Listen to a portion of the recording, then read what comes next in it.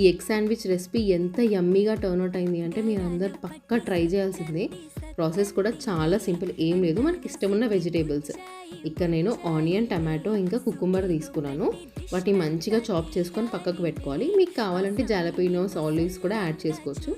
తర్వాత బాయిల్ చేసుకున్న ఎగ్ తీసుకొని దాంట్లో వైట్ పార్ట్ని ఇంకా యోక్ పార్ట్ని సపరేట్ చేసుకొని వైట్నేమో చాప్ చేసుకోవాలి, యోక్నేమో మంచిగా పేస్ట్ చేసుకోవాలి.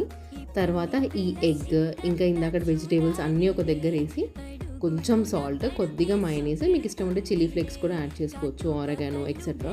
దాని తర్వాత మంచిగా బ్రెడ్స్ తీసుకొని అటు ఇటు టోస్ట్ చేసుకోవాలి. ఇక నేను బ్రౌన్ బ్రెడ్ తీసుకున్నాను. తర్వాత ఇందాక చేసుకున్న మిక్చర్ని దీనిపైన పెట్టేసుకొని శాండ్విచ్లా తినేయడం, అంతే. చాలా సింపుల్ అండ్ సూపర్ యమ్మీగా ఉంటుంది. దీంట్లో ఫైబర్, ప్రోటీన్తో పాటు మన క్రేవింగ్స్ని కూడా సాటిస్ఫై చేస్తాయి. మీరు ట్రై చేస్తారా ఈ రెసిపీ? మీకు కానీ నా వీడియోస్ నచ్చుతున్నట్టయితే ప్లీజ్ లైక్ అండ్ సబ్స్క్రైబ్.